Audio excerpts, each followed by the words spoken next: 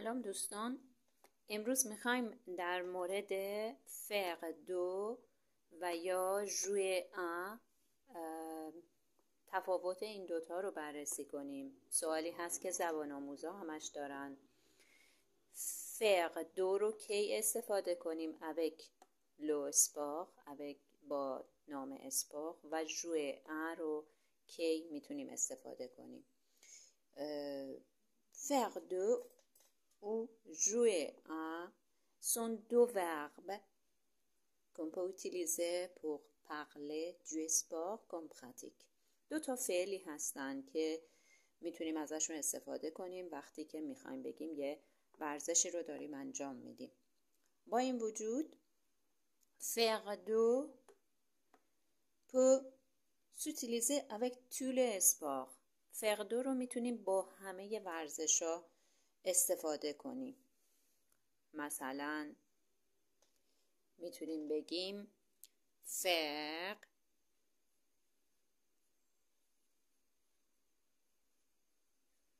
du foot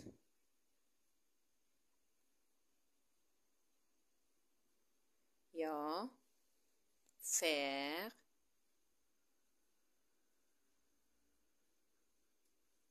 de la natation یا faire de l'escalade.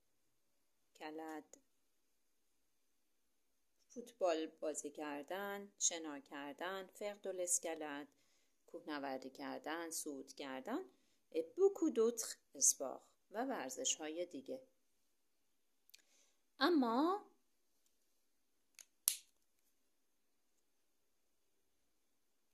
jouer un ne fonctionne qu'avec certains sports. jouer un فقط با بعضی از ورزش ها استفاده میشه. par exemple on peut dire jouer au foot. فوتبال بازی کردن. اما آیا میتونیم بگیم jouer à la natation یا jouer à l'escalade؟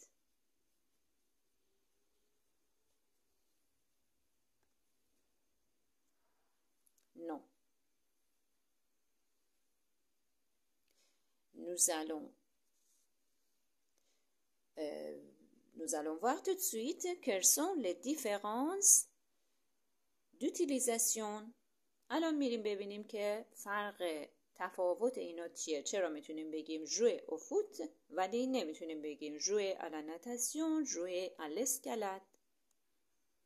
Alors, la première différence entre ces deux verbes consiste à la préposition. اولین فرقشون در مورد حرف اضافهشون هست. faire دو، jouer un که میدونین faire de la، faire du، faire des، faire de et l'apostrophe. و این همور هم داریم jouer un، jouer à la، jouer au، jouer au masculin، jouer à et l'apostrophe. تفاوت دومشون la deuxième différence در le sport هست. faire دو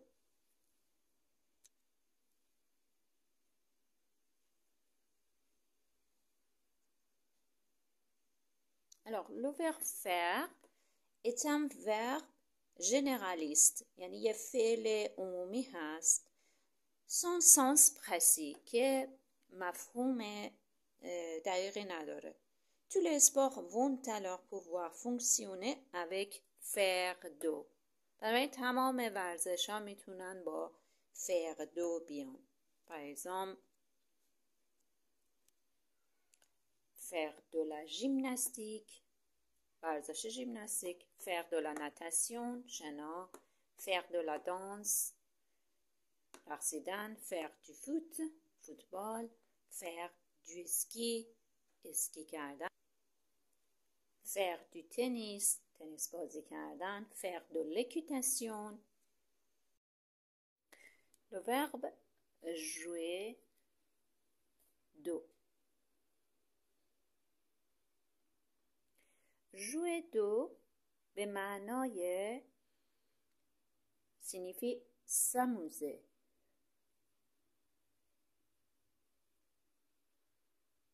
Signifie se divertir.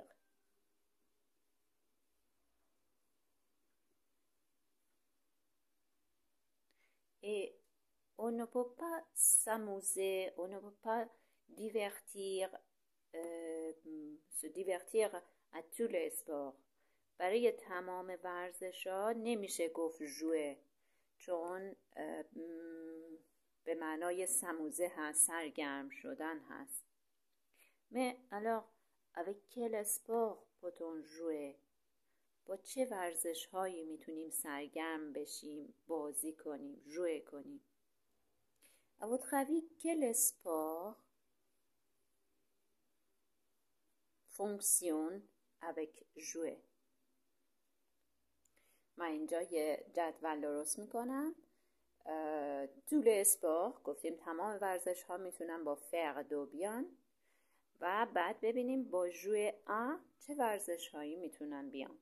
Alors faire de la gymnastique, faire de la natation,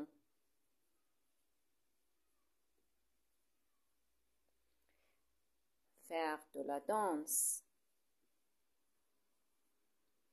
faire du football,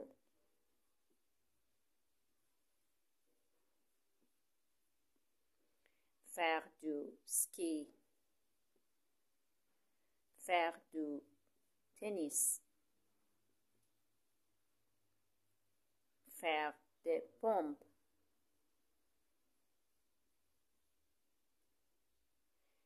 faire des claquettes,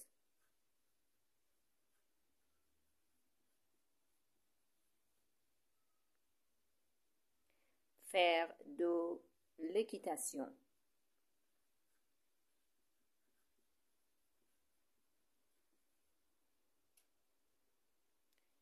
faire de l'athlétisme,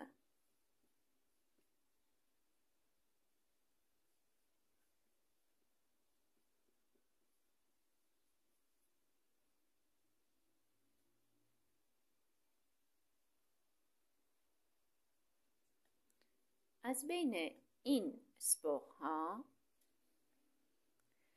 میتونیم بگیم jouer à la gymnastique non, à la natation non, jouer à la danse non, mais on peut dire jouer au football.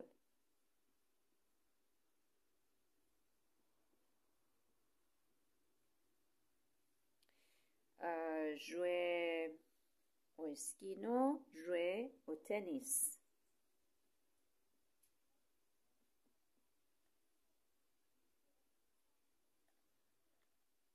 خب همونطور که خودتون هم تونستین حدس بزنین فوتبال و تنیس ce sont les sports pour lesquels un accessoire de type balle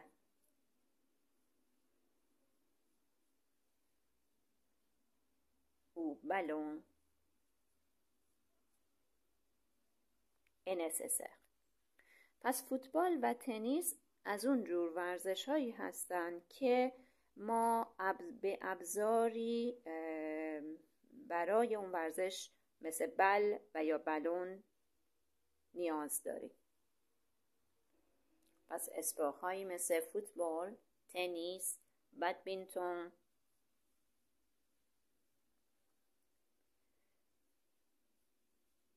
بسکتبال،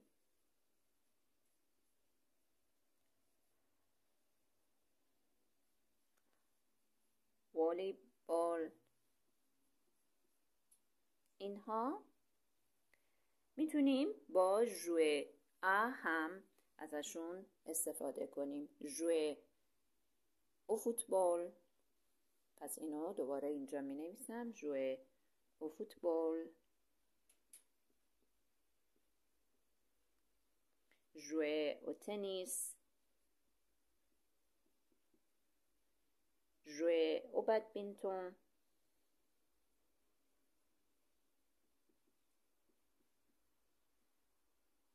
ژوئ او بسکتبال،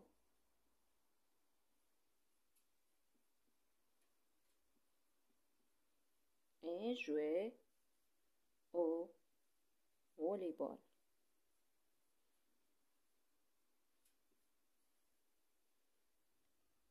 برای فوتبال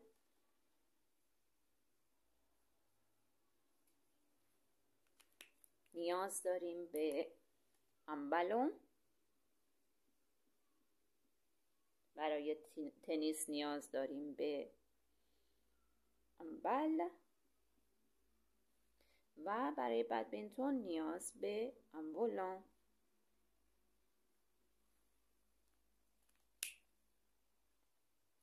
Maintenant, vous savez quel sport utilise avec quel verbe. حالا میدونین دیگه چه ورزشی رو با چه فعلی میتونیم استفاده کنیم. Mais ne vous en faites pas.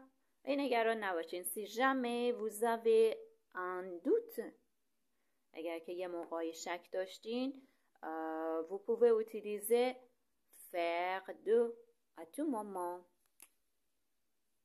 پس میتونین همیشه اگر که شک داشتین از فعل faire de در همه شرایط استفاده کنین.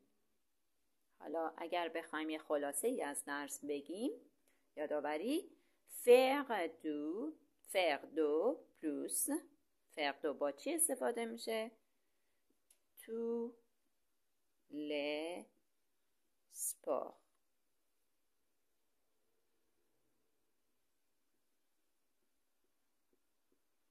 با تمام ورزش ها.